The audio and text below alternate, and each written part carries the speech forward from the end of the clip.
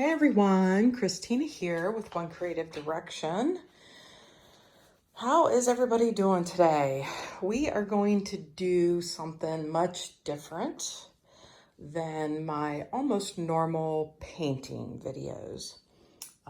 If you go back a ways, you can see different craft projects that I do on my channel as well as fluid art. And today we are going to do something much different than fluid art.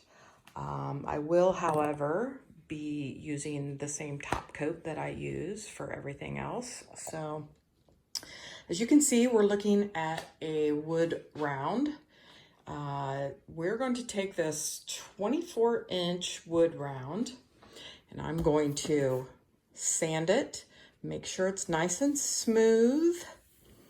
And then we are going to make a stencil using permanent vinyl and my Cricut. And that's going to be the next step. And we're going to apply that to the wood. All right. I'll be back for that step in a few. Okay, guys, we're back for the next part. So I'm not going to go into extreme detail.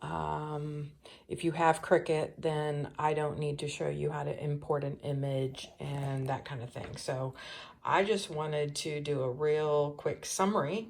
This is the cut file that I purchased for this particular project. And since my wood round is 24 inches in diameter, I am going to be cutting this at 18.6 by essentially 10. And you can see that right here. That's going to be my cut size. And it doesn't matter what vinyl you use, what color. I guess I should clarify what type. You want to definitely use permanent vinyl. I don't think that it would be effective to use removable vinyl in this instance. When you're doing something like this, you really want to use permanent vinyl, even though it's not going to be permanent. So essentially, I'm going to cut this out, and I will come back after I've cut it out and weeded it. So when I weed it, you're going to kind of do it opposite as if you would a decal. When you weed it, you're going to take all the letters out. You're going to leave the middles in, right? You're going to take all of these out except for the center of the O, the R, the B, etc., etc. Okay, so these little, I'm going to go in a little closer. These little lines here, those will be cut on the vinyl, and I will leave those on as well. So I will come back. I'm trying to make this video as short as possible. You know me, I don't like super long videos unless I have to. So I will come back once I have my decal cut, weeded, and on transfer tape. And most likely I'll just go ahead and put it on the wood. Everybody knows how to transfer a decal. So I will be back when I have all that done and I can show you what the next steps are. Okay guys, we're back. As you can see, sorry for the glare, but I need a lot of light to be able to do this.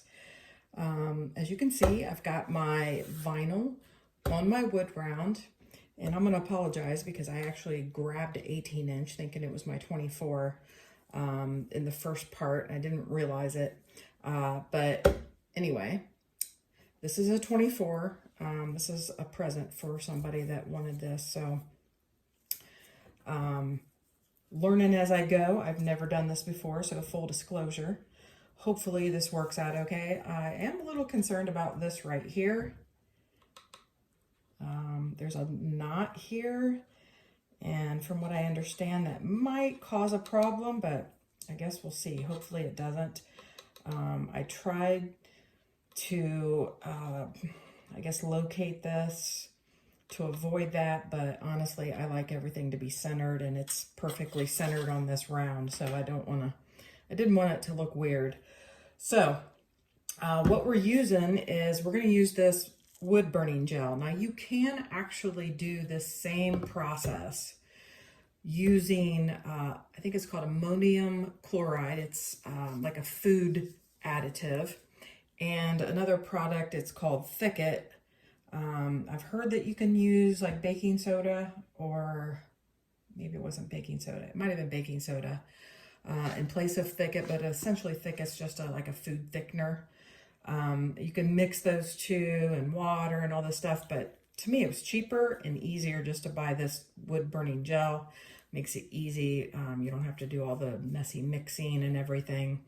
And from what I understand, the ammonium chloride is quite strong, and I haven't opened this yet, but I'm hoping this one isn't strong to the smell. I really didn't want to do this outside.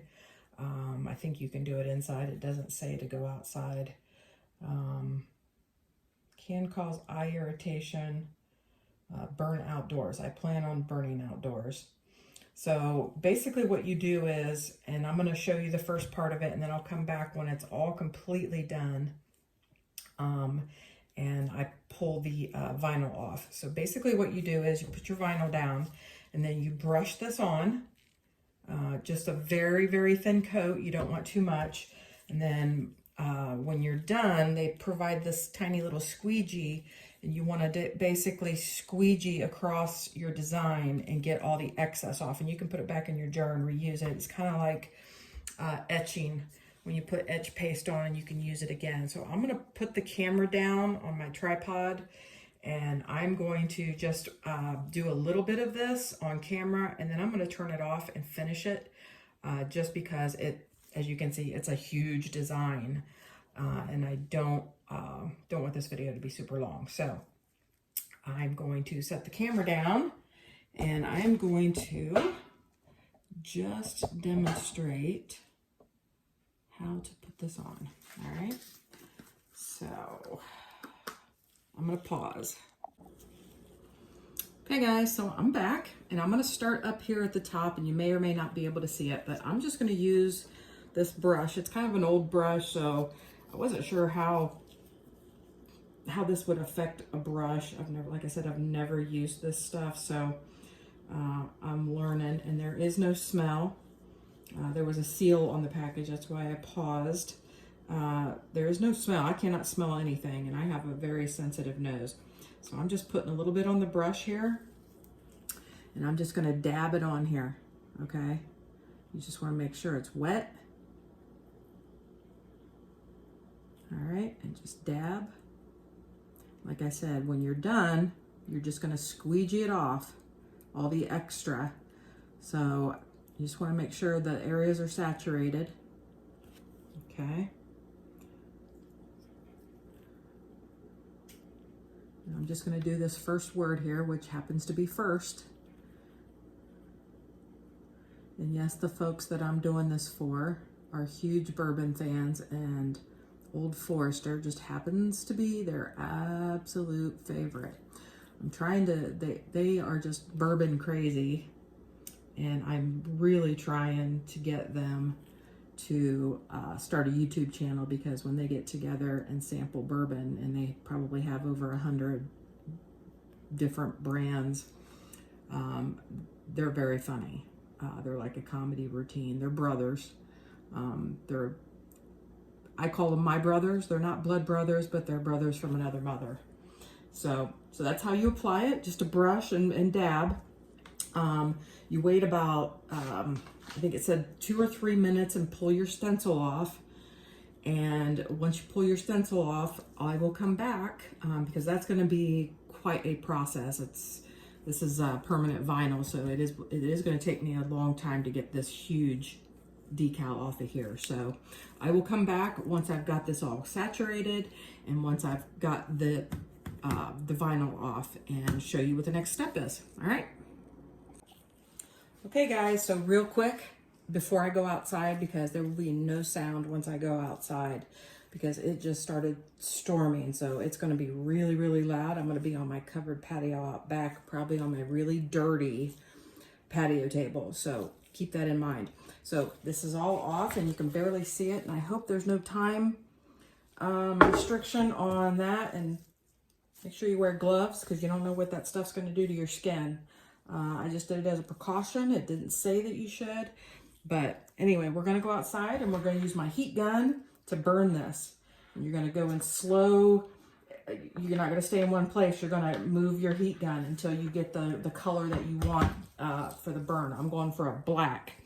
So I'm going to film most of it, and then I'm going to super speed it up because it is going to be a long process. Okay guys, as I promised, I said I would speed this up significantly. It took a total of about 12 minutes, but as you can see, as I'm going over it, I'm moving the gun across the design constantly. You don't want to stay in one place. You'll burn the wood. It'll kind of start sizzling a little bit. But you can see as I'm going through here, I'm really liking what it's doing to like the areas that I'm using the heat gun on. So you'll see me go to the top and the bottom because the longer I got through this, the more I really liked the look of the wood. So I wanted the top and the bottom to kind of match a little bit and bring out that wood grain. The more you put the heat to it, the more the grain comes out. But I really love how this turned out, and I'm definitely going to try my hand at some more. Let me know what you think in the comments, please. I would appreciate it. Thumbs up. I'll catch you guys on the next video. I hope you enjoyed this, and maybe it'll inspire you to try it yourself. So I'll let you watch the rest of this portion and into the next. And here's a real quick look at the finished product. I sped it up quite a bit so you wouldn't have to sit through anymore. Thanks for joining me, and I'll catch you guys on the next video. Bye now.